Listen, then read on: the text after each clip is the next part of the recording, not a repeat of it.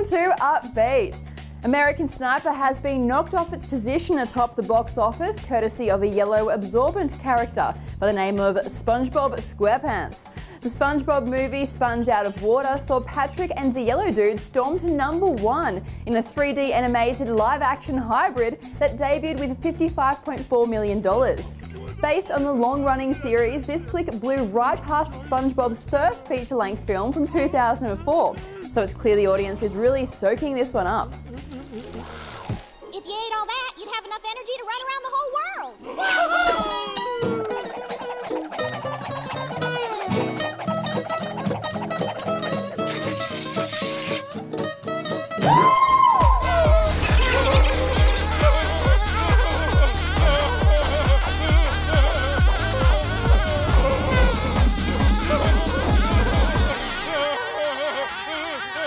When is this sugar gonna wear off?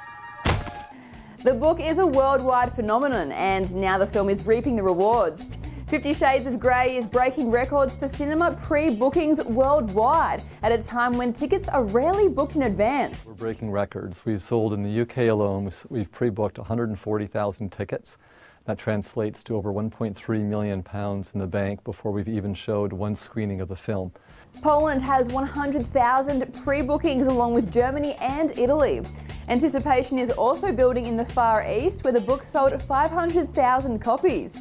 And it's not just the cinemas that are laughing, with sex scenes making up 1/6 of the raunchy flick. Sex shop sales have boosted beyond belief.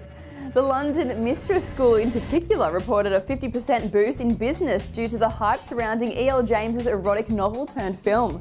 50 Shades of Grey opens in Australia this Thursday and in the UK on the 13th.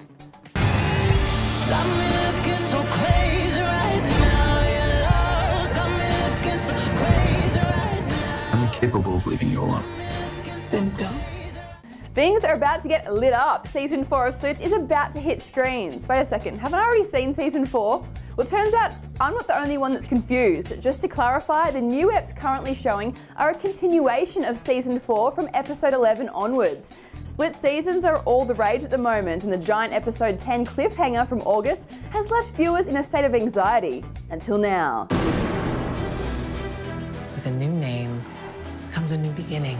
I have never seen him like that before. The chance to wipe the slate clean. You got everything you wanted, and you are done taking it out on Mike. Reevaluate where we've been and where we're going. You can't fire me. Here's to our newest name partner, Litt. What do you want? I want you to resign. The Red Band's trailer for Straight Outta Compton was released yesterday with a special introduction by Ice Cube and Dr. Dre as they go back to their old stomping ground to meet with some of the artists they've influenced. It's crazy to see how all these different people around the world feel the same way that we feel. We kicked the door down for a lot of artists. Game time. What's up? The foundation that was set by y'all, man, I'm so appreciative. You know, I just try to keep the flame lit. What's up? What's up? When I think of NWA, it wasn't really music to me. It was more like a real lifestyle. Brothers from my neighborhood that made it out. Set in the 1980s, the film follows the formative years of Dre, Ice Cube, MC Ren, Eazy-E and DJ Yella and their rise to fame, wealth and infamy as legendary hip-hop act NWA. As the codifiers of gangster rap, NWA translated their experience of growing up on the dangerous streets of Compton to create powerful music that screamed rebellion during a period of deep racial tension. Directed by F. Gary Gray of Friday and Set It Off, and produced by Ice Cube and Dr. Dre, Straight Outta Compton will hopefully be as brutally honest as the music NWA created. Admittedly, after watching that intro, I'd also be more interested in a straight documentary where Dre and Ice Cube talk about their rise to fame. Genius. What's NWA stand for anyway? No whites allowed? Something like that? No. Niggas with attitudes. We already know Kurt Cobain will be long remembered for his musical prowess and contribution to pop culture, but we now have a raw insight that will last for generations to come in the form of a new documentary. 135 minutes of home movies, audio recordings, journal entries, interview and concert clips are brought together in Cobain Montage of Heck. The film shared the Nirvana frontman's story at its international premiere in Berlin on Saturday, with Cobain's widow Courtney Love gracing the red carpet. Co-produced by Cobain's daughter Frances Bean, His family granted unrestricted access to everything, and director Brett Morgan thanked Love for her trust and courage. And we were trying to be honest about it, because a film on Kurt Cobain should not be selling fantasy, it should be selling reality. And to answer your question, for Frances Bean, the movie was like spending 2 hours with her father that she never had. And upon seeing it for the first time, she embraced me and whispered in my ear and said, "Thank you, you made the film I wanted to see." The couple's widely publicised heroin use was covered, but it was clearly something the musician was not proud of. The title of the doco is taken from a late 80s mixtape, Cobain dubbed Montage of Heck. Universal Studios are releasing the film to international audiences in April and on HBO in the US. Who do you think would win in a Will Ferrell, Kevin Hart, Jimmy Fallon standoff? I mean, who cares? Just watching it is enough to make you laugh those abs into existence.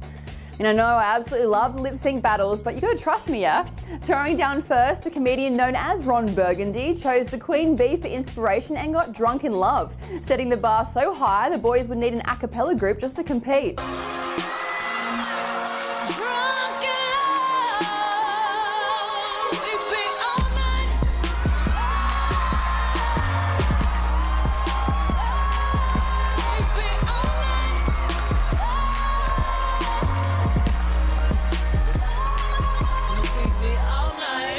Jimmy lit the entire stage up with Since You've Been Gone.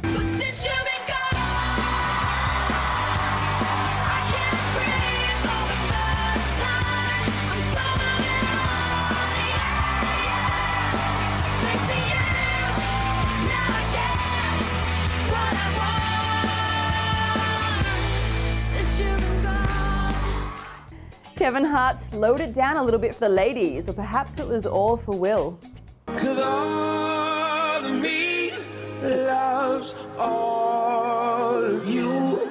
Love your curves and all your edges, all your perfect imperfections. I'm Amy Jobson, stay upbeat.